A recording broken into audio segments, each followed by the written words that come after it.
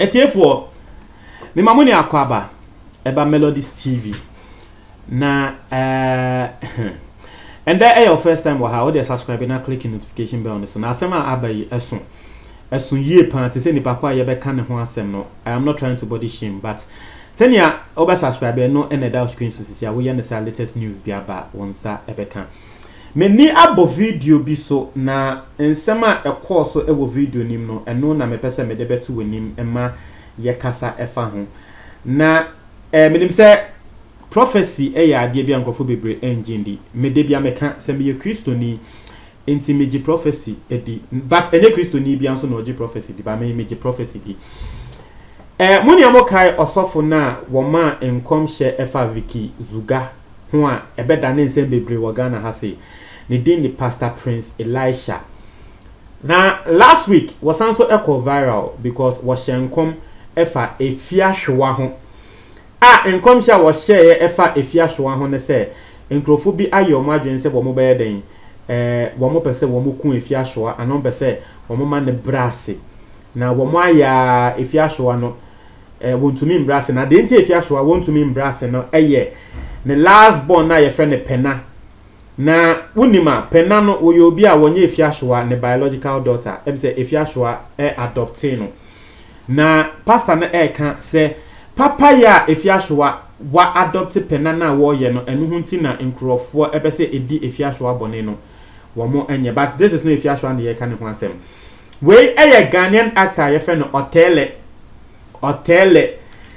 Otele nso ekopie ye ewo pastor yi na sorry pastor no or have a program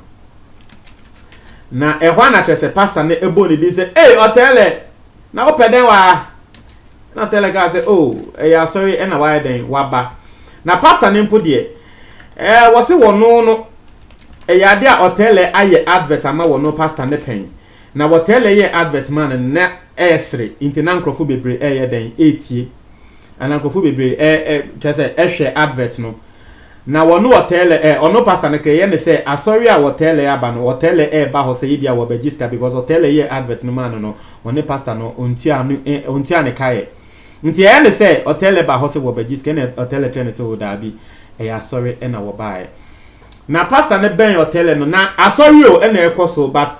pastor ni bi say Otele asema na Otele ama reply bia esre nti bo be fi say ya agro ehwa na pastor ne ka asem bi say Otele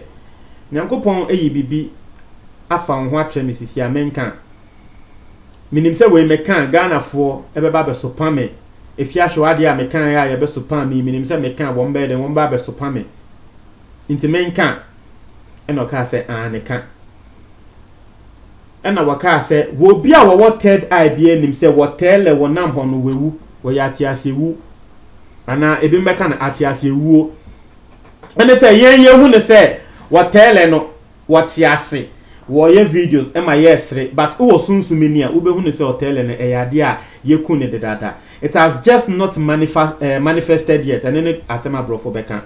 it has just not manifested yet in the physical world but in the spiritual world no yekum Otele o kan na afi asori ho ye din se because o sha se woni Otele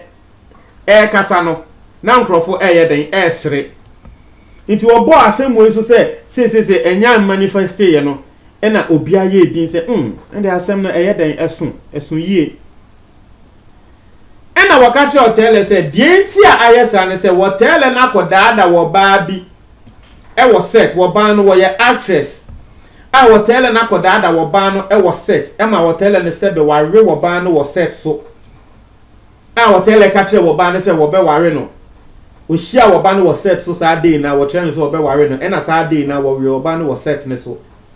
na wo ba ne betin se Otele aware no say this year no Otele ware ye wo ba ne betin se Otele aware no wo ba no edi ebufuo edi Otele afa baby na pastor ne kansa no na afi Otele sha se wo sre na Otele ka tren se pastor eye ne kre na me ankasa meka story no Otele se wo be fa wo ba no no Otele na ne yiri a waware ne sisia no na wone no ewo ho na sti wone no wo ho a wo prepare se wo be den wo be ware no na trese wo call set na wo hu wo ba no hu twa but wo hwe wo ba no ne line ne de eko na what show ban say oh me pese me real and depena wo ban one penny into no hotel no wo ka say ane wono de ne kre o ka che wo ban say wo be ware no ama wo ban penny ma ne re no ba ono hotel ne de no hu ne say yen wia kekenti e na che say wo ko kan sa na no nim say wo ban be fa ne World Cup sa na wo say enu hu nti wono hotel kra no wo ye na gen say na wa wie no na ka wo nya ne public na wobetia ne se na ware nsem eliki e wo social media wobetia na we ye kan hotel a ware ho nsem we ye kan but onu agasa hotel no na je se na ko anya ne public inti wo ba no ebe hu se hotel e ware no e na wo ba ne frɛ hotel e na wo try ne se inti sa na wadada me wo try me se wo be ware me afi wo ko ware e na hotel se hono wonim se eyoba we na eyesa actress na se be wakore no set ne so no wonim se actress no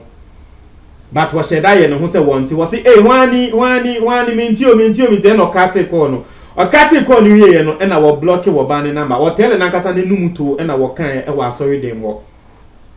enye movie o ende hotel yankasa kan sa asem no wo asori dem wo wie ye no na pastor ne trend say and dekra wo ba asori ha say no oba no wafre oba 20 times eye ne kra na enye ne kre e na wo tell say eye ne kre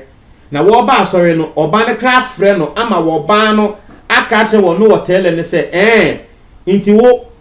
wo de adwen wadada me say wo be ware me ama ware me wo wi mi wie ye no wako ware obi foforo endie aware no ebe bo me ni umi enu ni na o tell say san na wo ba ne ka kre no but ono wo tell no won fa ade ni serious here. Because I say, wabano dear, what the threats like one man the threats da. Pastor Nekan say what tell wabano about threats da, but on funny serious. And no tell a cast and the credit. Wabana bon the threats da. Na wabana trend say what per se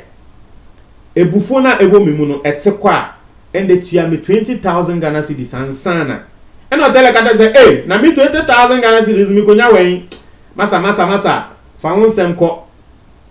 Inti still eya ono ehye wo ba ne mu inti ye ne kre wo ba asori dem ho kra no wo ba na frɛ na matrese won peke but wo ba na ma ne threat say aware no ebebo wo no hotel no ene wo no wo ba ni na but no hotel no won fa wo ba ne serious na pastor ne ka say sa wo ba na hotel no wo ye na dwen say won fa ne serious no sa wo ba no hotel ya hwe ne hu so ya na ende wo ne hotel kasaka no hotel no oba ne ku no ena wakatre hotel say sisia we ya woni hotel kasa yi hotel enfre ne yere se ne yere ehye demu ana se ne yere ehye demu a hotel nkatre se ne yere mpie because sisia we hotel anhwe ya won ti asembe nti asori demu ho a ena tese hotel ye fast a friend ne yere ebo ne mu se ni nti wo fi a pie fifi ho sisia etiefo as a movie na me no inyama bi say de enye hwanwa because asori a me kono osofo no to me chese won ade no se osofo no ene obi na yesa ebe ye say oh we die ebia osofo no nipa kono ahyehyɛ ho osofo no nipa kono ahyehyɛ ho but eye wan kasa nsumu nsembi na wasofo no ka trewa ehwo na wawo be say hey se chale ade wo wiase mu ampa se nyame wo ho ampa se nyame me ka no ebia wo bi wo ho a nipa ko no believe in prophecy me because of the emehu because of the asofo aka because of nyama mehu prophetic things ami mehu ninti no I believe in prophecies. Na me menka but prophecies mo am believe in prophecies no I don't know but nipa there me know if obi ain't believe in something I don't blame the person because that is the person's truth. Yes, seeing is believing because the person has actually not witnessed anything like that before, you know, won't believe it and understand the person. Obi believing bibia me metene bakuna asio ati asie enti mi gidi say in some way AC what let's say me assure say na won't believe in prophecy. And I don't know, I can't tell. But if he didn't believe in prophecy, and somehow was so for naka, Emma what tell and ankasa I confirm say so indeed a yanekre. Me did say won't believe in prophecy crana and they will be believing in prophecy. Because in some so for naka no tell e kan ro. I say hey, asem we dey na kete say ye nia ye ni motele. Say nia motele so e ban sema wo de ya asresem or the ade ya asresem ni nyama nia ye ni what ya say aha. Inti no eno ene ade a den eda ho. But me pese mo kyerɛ mo adwen e wo comment box ni mu. E man na we ya the latest news bi aba wonsa e be kan em say also full way. Ngofo be believe in this pastor, but that one is up to you. But I want to tell you what your comment box in for me that say.